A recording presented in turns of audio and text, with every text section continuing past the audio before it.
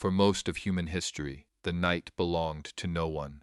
When the sun went down, the average person across the ancient world surrendered roughly half of every day to darkness. Not rest, surrender.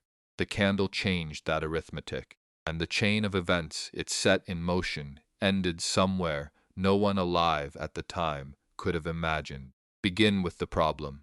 For tens of thousands of years, the only reliable light after sunset was fire, which meant a hearth, which meant staying close to a fixed and smoking source you could neither carry easily nor control.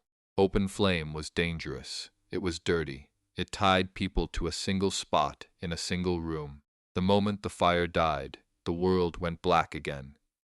Then someone discovered that fat could be tamed. Rendered animal fat, packed around a fiber wick, burned slowly and steadily in a form you could hold in one hand. The earliest candles appeared thousands of years ago, in places as far apart as ancient Egypt, Rome, and China. They were crude. They smelled of burning meat. But they did something that fire in a pit could not. They made light portable. That single property set the first domino in motion. Light could now move. It could be carried into a corner, up a staircase, or out into the dark.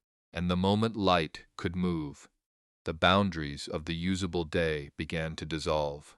Consider what that meant for the people who could afford it. A tallow candle, made from beef or mutton fat, was cheap enough for ordinary households, but produced thick smoke and a sour smell. Beeswax burned cleaner and brighter, with a faint sweetness, but cost far more. So from the very beginning, the candle did something unexpected. It divided the night by class. The wealthy bought beeswax. Churches burned it by the thousands. The poor made do with tallow, dipping wicks again and again into rendered fat, building each candle layer by layer in their own kitchens. The brightness of your evening now depended on your purse. Light became a luxury good, and luxury goods reshape entire economies. On the other side of the world, the story took a different shape. In parts of Asia, candles were made from insect wax and seeds. In Japan, wax was extracted from the berries of the sumac tree. Each civilization solved the same problem with whatever its land provided. But the underlying effect was identical everywhere. The night was being pushed back, hour by hour, by a small flame on a stick. Now the dominoes begin to fall faster. Once people could work after dark, they did. Monks copied manuscripts deep into the night by candlelight. Scholars read. Craftsmen extended their hours. The candle quietly stretched the productive day, and in doing so, it stretched the pace of human learning. Knowledge that once had to stop at sunset could now continue. The flame was buying time that had never existed before. There is something worth pausing on here. The candle did not just let people stay awake. It changed where life happened. Before portable light, the evening collapsed inward toward the single glowing hearth, and the family pressed together around it for the few hours before sleep. The candle broke that gravity. Light could now be set down in any room, on any table, beside any bed. Households began to spread out. People could read alone, work alone, sit alone in a pool of light in a corner of a dark house. The candle not only extended the day, it quietly invented private space after sunset, and private light bred private thought. The solitary reader, bent over a page in a small circle of flame, is one of the most important figures in the history of ideas. Religious reformers read scripture alone by candlelight. Scientists recorded observations late into the night. The slow, steady candle made the long, uninterrupted hours of concentration possible. And those hours became the workshop in which the modern mind was built. But every candle had to be made, and that created an entire profession. In medieval Europe, the makers of candles became powerful enough to form guilds. They were called chandlers. There were tallow chandlers and wax chandlers. and they guarded their trades fiercely.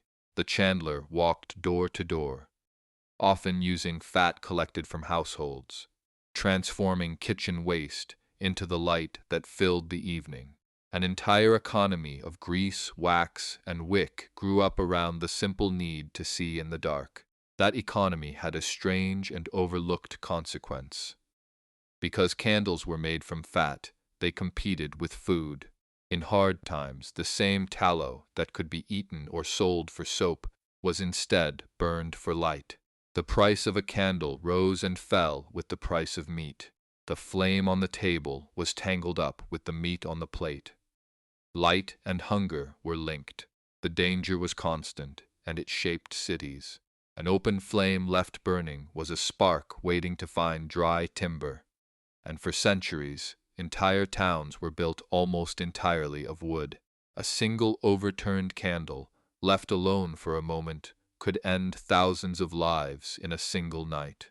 Great fires tore through medieval and early modern cities, and many began with a flame meant only to light a room.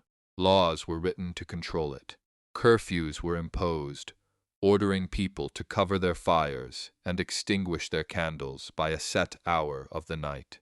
The very word curfew comes from an old command to cover the fire. Even the way we governed the night was bent around this small, fragile flame. While Europe burned tallow and wax, a far brighter possibility was waiting in the ocean. In the 18th century, whalers discovered that a waxy substance from the head of the sperm whale produced a candle unlike any before it. Spermaceti burned with a clean, brilliant, steady flame and almost no smell. It was so superior that it became the standard against which all light was measured.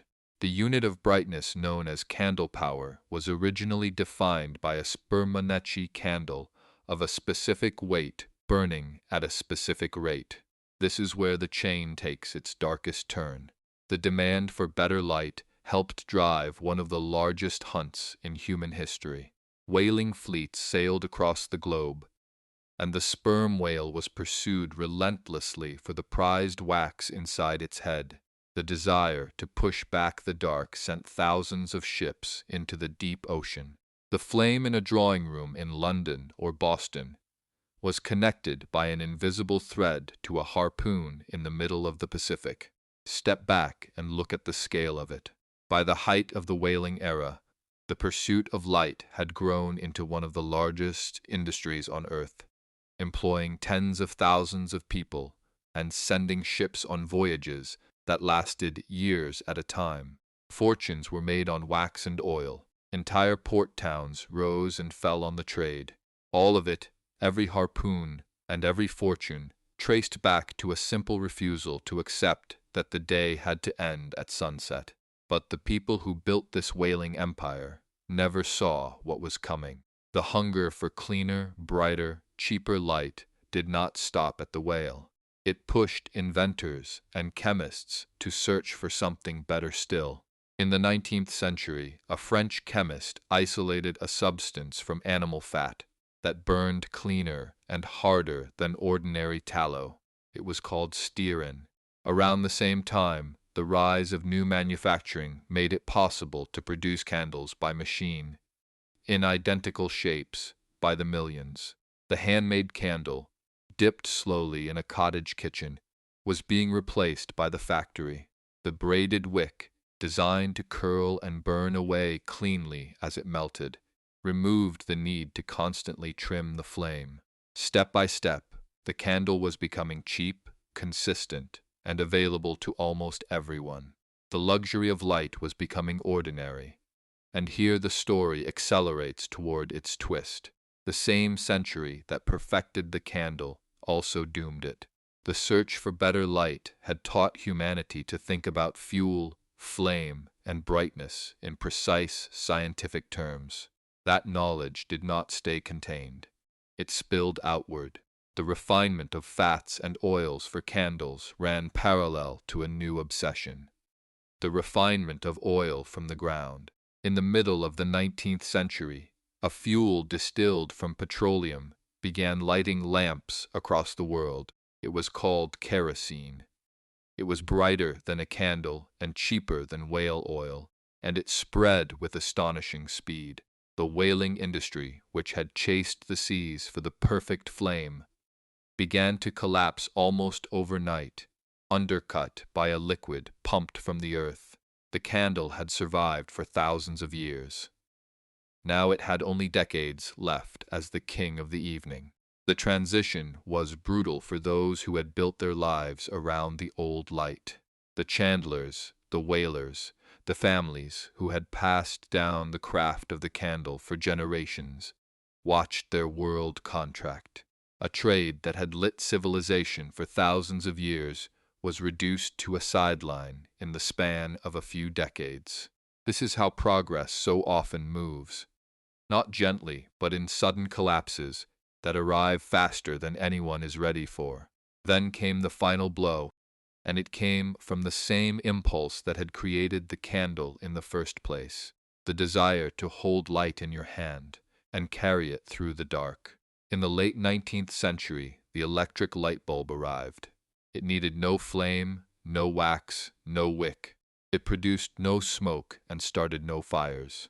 With the flick of a switch, the night could be erased entirely and held that way for as long as the current flowed. The candle that had spent millennia stretching the human day was, in a single generation, made obsolete by the very ambition it had awakened. And yet this is not where the chain ends. Here is the consequence that almost no one would have predicted at the start. The candle did not disappear, it transformed. Stripped of its only job, light, it became something stranger and more powerful, a symbol. The moment the candle was no longer needed to see, it became the thing we reach for in the moments that matter most. Watch what we do with it now. We light candles to mark a birth and to mourn a death. We place them on cakes to count the years. We carry them in silence to remember the lost. We light them in prayer, in protest, in romance, in grief. A single flame in a dark room still has the power to stop a crowd of people and make them fall quiet.